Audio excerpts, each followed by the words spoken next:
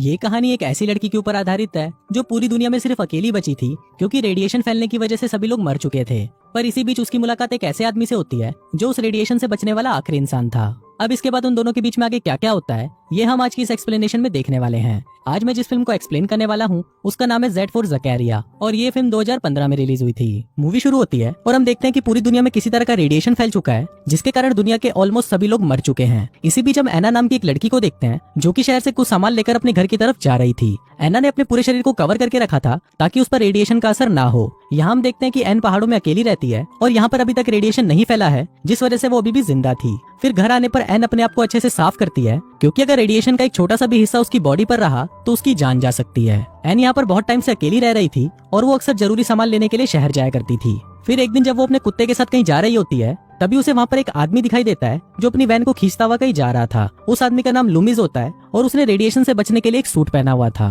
फिर लुमिस जब उस सूट को उतारता है तो उसे बहुत ज्यादा अच्छा लगता है क्योंकि उसे अब एक ऐसी जगह मिल गई थी जहाँ पर रेडिएशन अभी तक फैला नहीं था। इसके बाद लुमिस एक झरने में जाकर नहाने लगता है पर तभी वहाँ पर एन आ जाती है और वो तुरंत लुमिस को बाहर निकलने के लिए बोलती है क्योंकि उस पानी में रेडिएशन फैला हुआ था। अब लुमिस को जैसे ही इसके बारे में पता चलता है तो वो तुरंत बाहर आ जाता है पर तब तक लुमिस इन्फेक्टेड हो चुका था और उसे उल्टियां होना शुरू हो जाती हैं। अब लुमिस बहुत ही मुश्किल से अपनी वैन के पास आता है और एक इंजेक्शन लगाने की कोशिश करता है पर अब क्योंकि उसकी हालत बहुत ज्यादा खराब हो चुकी थी इसलिए वो उस इंजेक्शन को लगा नहीं पा रहा था। फिर लुमिस एन को उसे इंजेक्शन लगाने के लिए बोलता है और एन उसे इंजेक्शन लगा देती है। अब क्योंकि लुमिस काफी ज्यादा बीमार हो चुका था इसलिए एन उसे अपने घर ले आती है और उसकी देखभाल करने लगती है। एन गॉड से प्रार्थना भी करती है कि लुमिस को कुछ ना हो क्योंकि वो यहाँ पर बहुत टाइम से अकेली रह रही थी और अब वो फिर से अकेली नहीं होना चाहती थी। अब इसके कुछ दिनों बाद लुमिस की कंडीशन बेटर होने लगती है और फिर एक दिन जब वो दोनों आपस में बातें कर रहे होते हैं तभी लुमिस एना को बताता है कि ये जगह पूरी तरह पहाड़ों से घिरी हुई है इसलिए यहाँ पर अभी तक रेडिएशन नहीं पहुंचा। अब ये सुनकर एना उसे बोलती है कि ये जगह गॉड ने हमारे लिए बनाई है ताकि हम यहाँ पर जिंदा रह सकें। एन लुमिस को ये भी बताती है कि उसके फादर और भाई बाकी बचे हुए जिंदा लोगों को ढूंढने गए थे पर आज तक वो वापस नहीं आए। फिर अगले दिन जब एन खेत में काम कर रही थी तब लुमिस उसके पास आता है और उसे बोलता है कि तुम्हें ट्रैक्टर का इस्तेमाल करना चाहिए पर इस पर एन उसे बोलती है कि इसमें पेट्रोल नहीं है और पेट्रोल पंप बिजली से चलता है जो काफी सालों से यहाँ पर नहीं आई। पर इस पर लुमिस उसे बताता है कि हम बिना बिजली के भी पेट्रोल पंप से पेट्रोल निकाल सकते हैं और फिर जब एन उसके इस तरीके को ट्राई करती है तो वो पंप से पेट्रोल निकालने में कामयाब रहती है। फिर रात को जब वो दोनों डिनर कर रहे होते हैं तो एन के पूछने पर लुमिस उसे बताता है कि वो अपने बाकी सर्वाइवर दोस्तों के साथ सरकार के दिए हुए बंकर में रह रहा था लेकिन उसे वहाँ पर कुछ अच्छा नहीं लग रहा था इसलिए वो वहाँ से निकल गया। लुमिस बोलता है कि उसे इतना तो विश्वास था कि दुनिया में कोई ना कोई ऐसी जगह तो जरूर होगी जहाँ पर रेडिएशन नहीं पहुंचा और फाइनली उसे ये जगह मिल चुकी है।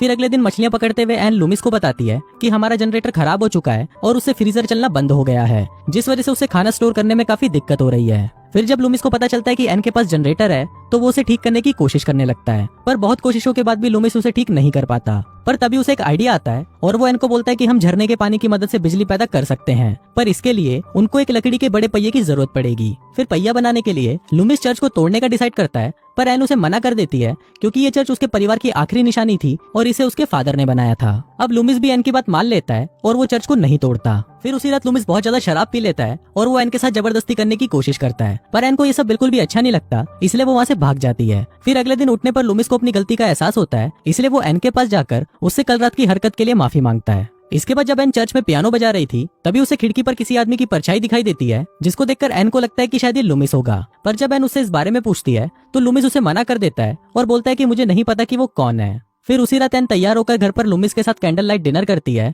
और डिनर के बाद जब एन लुमिस के करीब आने लगती है तो लुमिस उसे वहीं पर रोक देता है और बोलता है कि हमें जल्दबाजी नहीं करनी चाहिए और पहले एक दूसरे को जान लेना चाहिए जिस पर एन भी इसके लिए मान जाती है। फिर अगले दिन एन लुमिस के पास आती है और वो उसे चर्च तोड़कर पहिया बनाने के लिए हाँ बोल देती है पर इस बार लुमिस उसे मना कर देता है और बोलता है कि हम कोई दूसरा तरीका ढूंढ लेंगे। फिर कुछ देर बाद एन को सेलेब नाम का एक और आदमी मिलता है और वो उसे अपने घर ले आती है पर लुमिस को सेलेब का यहाँ आना पसंद नहीं आता इसलिए वो उसे यहाँ से जाने के लिए बोलता है। इसके बाद लुमिस जब सेलेब का रेडिएशन लेवल चेक करता है तब उसे पता चलता है कि सेलेब के अंदर थोड़ा बहुत रेडिएशन है जिस वजह से लुमिस उसे बाहर ही रुकने के लिए बोलता है पर ये सब एन को बिल्कुल भी अच्छा नहीं लगता इसलिए वो लुमिस को बोलती है कि हमें उसे घर के अंदर ले लेना चाहिए क्योंकि वो पूरी रात बाहर नहीं रह पाएगा। अब लुमिस भी एन की बात मान लेता है और वो सेलेब को घर के अंदर बुला लेते हैं। फिर इसके बाद जब वो तीनों साथ में खाना खा रहे होते हैं तो लुमिस उनको अपनी एक कहानी बताता है कि एक बार जब वो पानी लेकर वापस अपनी वैन में आया तो वहाँ पर वो एक लड़के को देखता है जो रेडिएशन से तड़प रहा था। फिर वो लड़का लुमिस के हाथ में बंदूक देखकर लुमिस को उसे गोली मारने के लिए बोलता है पर लुमिस ऐसा नहीं कर पाता और वो उसे वहीं छोड़कर वहाँ से चला जाता है। इसके बाद सेलेब भी अपनी कहानी सुनाता है और वो बताता है कि जब रेडिएशन फैलना शुरू हुआ तो वो अपने दोस्तों के साथ एक माइन में काम कर रहा था पर रेडिएशन की वजह से वो लोग वहीं पर ही फंस गए। फिर कुछ दिनों बाद कुछ लोग वहाँ से बाहर जाने की जिद करने लगे, जिस वजह से उन सभी में आपस में लड़ाई हो गई और उन सब ने एक दूसरे को मार डाला और उन सभी में सैलेब भी अकेला जिंदा बचा। फिर लंच के बाद एन लूमिस को बोलती है कि तुमने मुझे उस लड़के के बारे में पहले क्यों नहीं बताया, जिस पर लूमिस उसे बताता है कि मैंने तुम्हें पहले इसलिए नहीं बताया क्योंकि मुझे लगा कि वो लड़का तुम्हारा भाई होगा और मैंने उस दिन उसे शूट कर दिया था। अब ये सुनने के बाद एन लूमिस को कुछ नहीं बोलती क्योंकि उसे भी पता था कि रेडिएशन की वजह से उसका छोटा भाई वैसे भी बचने नहीं वाला था। फिर जब अगले दिन लूमिस और सैलेब जंगल में शिकार कर रहे होते हैं तब लूमिस सैलेब को पानी से बिजली पैदा करने के बारे में बताता है और ये आइडिया सैलेब को भी बहुत अच्छा लगता है। फिर अगले दिन वो तीनों मिलकर चर्च को तोड़ने लगते हैं, पर तभी सैलेब एन को उसके साथ वॉक पर चलने के लिए बोलता है। फिर जब वो दोनों बातें कर रहे होते हैं तब सैलेब एन को लूमिस के खिलाफ भड़काने की कोशिश करता है और बोलता है कि लूमिस भगवान में नहीं मानता, इसलिए उसने तुम्हारे चर्च को तोड़ने के लिए बोला। पर इस पर एन उसे बोलती है कि भले ही लूमिस भगवान को नहीं मानता पर वो ये सब हमारी मदद करने के लिए कर रहा है। इसके बाद जब वो दोनों साथ में वापस आ रहे होते हैं तो लूमिस उन्हें वहाँ पर देख लेता है और उन्हें साथ देखकर लूमिस को बहुत जलन होने लगती है। फिर रात को लूमिस एन को बुलाकर बोलता है कि अगर तुम सैलेब को पसंद करने लगी हो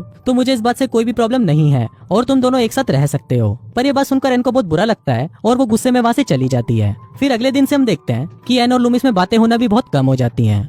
दूसरी तरफ वो पहिया बनकर भी तैयार हो जाता है, इसलिए इस खुशी में वो तीनों रात को पार्टी करते हैं। पार्टी के बाद वो तीनों साथ में लेक पर नहाने भी जाते हैं, पर तभी लूमिस एन के पास आता है और वो उसे अपने दिल की बात बता देता है कि वो उसे पसंद करने लगा है। पर एन इस पर उसे कोई जवाब नहीं देती और वहाँ से चली जाती है। अब लूमिस बहुत ज्यादा नशे में था, इसलिए वो घर आते ही सो जाता है। पर वहीं पर एन को नींद नहीं आ रही होती क्योंकि उसे समझ नहीं आ रहा था कि वो सैलेब और लूमिस में से किसको चुने, क्योंकि अब वो उन दोनों को ही पसंद करती थी।